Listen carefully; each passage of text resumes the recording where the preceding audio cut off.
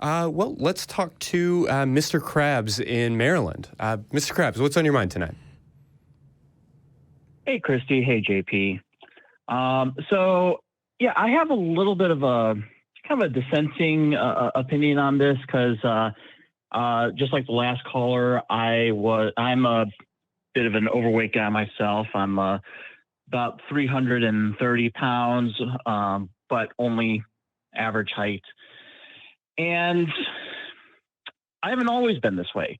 Growing up, I was heavy. I was husky, as the polite term was in the 80s. And then, when I went into the military, I obviously had to lose a lot of weight in order to make standards. Toward the end of my military career, it was, difficult to keep those weight standards.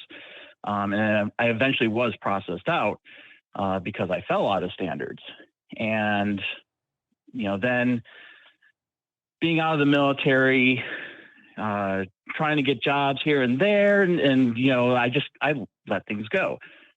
Pandemic happened and I really, really let things go. Sure. To the point where, just going down the street a little bit, I'm way out of breath. I'm dripping sweat. And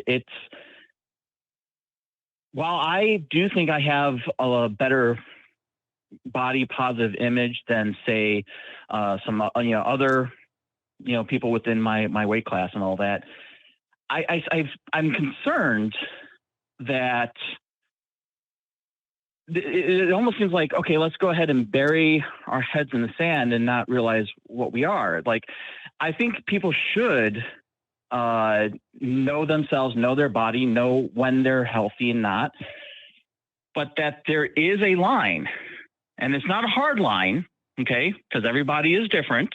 And that we shouldn't necessarily just say, well, everybody is good at any weight. And it's like, if it's affecting your health, if it's affecting your quality of life,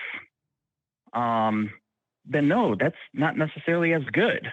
Right. And I think that you are helping to clear up a misconception here, because I don't actually know that we are in disagreement. I will say for myself, there is a particular number that feels right in my body, and I've been rather consistent at that weight for a long time, but I know that I have dipped well below it and well above it at various points, and that has not felt good in a number of different ways, and there are certainly much more extreme versions of that idea. It's not to suggest that any individual person can just weigh whatever they want, that they can just choose whatever they want to look like. I mean, yeah, I do support people's autonomy in that sense, but that's not to say that it's like healthy for everybody to be at any size.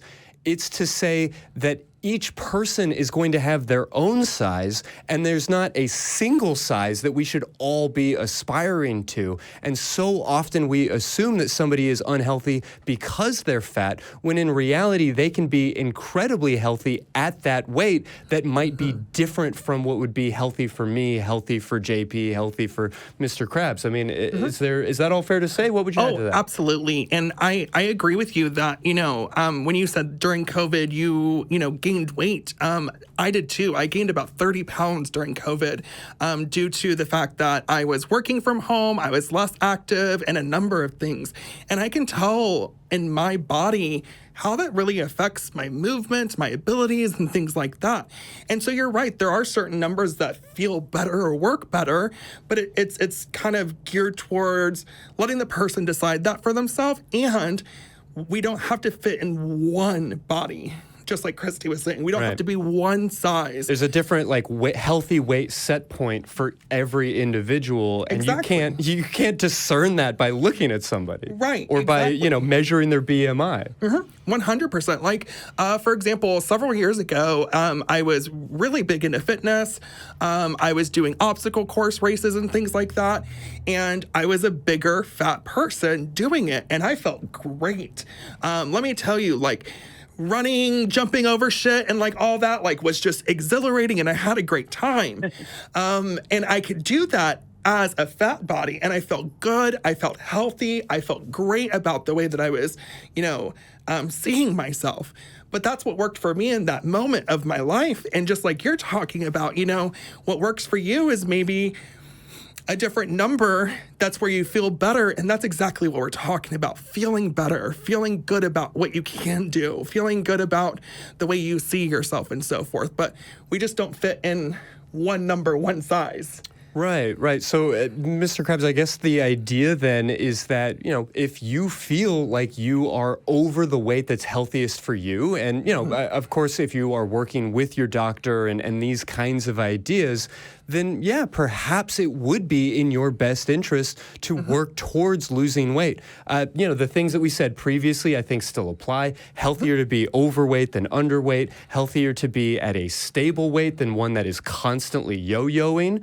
But if you've picked up some extra pounds over the past couple of years and that's had a detrimental effect on your health, by all means, do something about that to the best of your ability, knowing that heaping on a bunch of like shame and inwardly pointed aggression, knowing that having a bunch of like social pressure and obligation attached to it is not going to be in your best interest. How does all of that land with you? Oh, and I definitely agree with that. I mean, because I see things like that, things like your weight, things that may not necessarily be fully in your control, as similar to something like, having a scar or some other kind of permanent disfigurement that, nobody who isn't you really should be telling you, unless, of course, again, you're working with your doctor and you're trying to be the healthiest and happiest that you want to be. Mm-hmm. So, I mean, that's one of my concerns, because earlier it almost sounds like,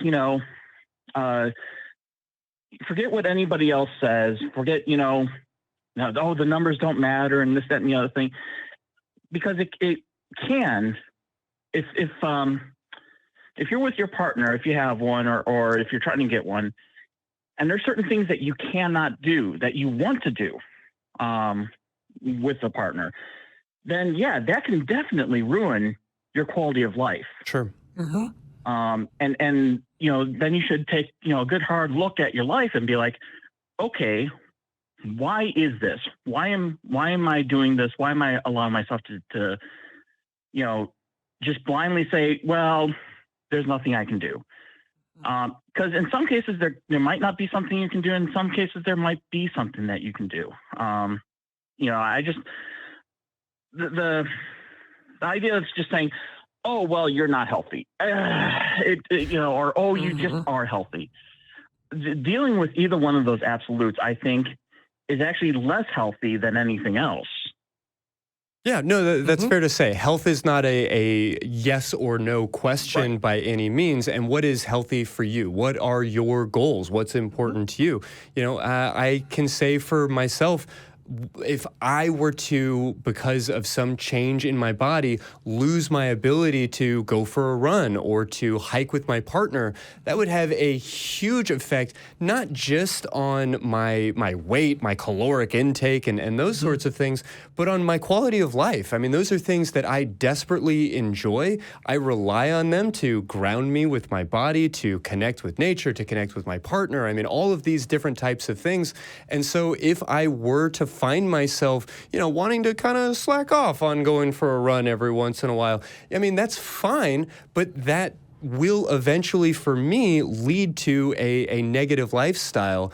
And I want everybody to be healthy, regardless of what size they're at. And if that means working with a nutritionist, with, taking on a professional trainer and more exercise, working with a doctor, by all means, be healthy. The message here is not to be careless about all of that. The message here is that we from the outside cannot determine your level of health based strictly by your weight.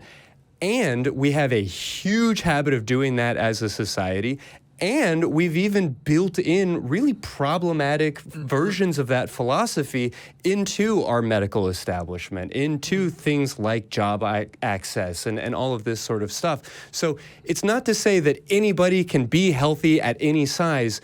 It's that anybody can be healthy, and there's a right size for them that we don't get to just be careless dicks about from the outside. Right, exactly. And, thinking about, what you're wanting for yourself and your body, I would support you 110%.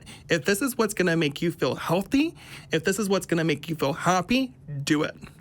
What I would want to make sure that you and the way that you interact with the world is understanding that everybody around you does not get to dictate that for you. You do. You decide what's best for you. You decide what's best for your body. And that's what I really want for everybody. To be happy, to be healthy in whatever way that looks for you, but to not let society and everybody else tell you otherwise. Mm-hmm. Oh, I've given up on caring what society thinks about me years ago. Yes. There's no two words. Good. No worries about that. But after this show, I am definitely planning on spending some quality time with my rowing machine, just because I do want to get healthy. For no other reason that my partner wants to keep me around for reasons that I still don't quite understand. Yeah, well, fair enough. I hope that this has been encouraging on some level, and we would definitely say that as you are going about that process, just know that that whole idea of looking at yourself in the mirror and saying, you got to fix this, there's a problem, that type of inwardly pointed aggression is not part of the solution. So I hope that you will accept yourself as you are, even as you are working towards change, as Carl Rogers said. Exactly. So, thank you so much for calling, and best of luck. Yeah, thank you, and thank you for all those clarifications. I think that definitely helps so much more. Hey, we're glad to hear it. Appreciate you giving us a call. You have a great night.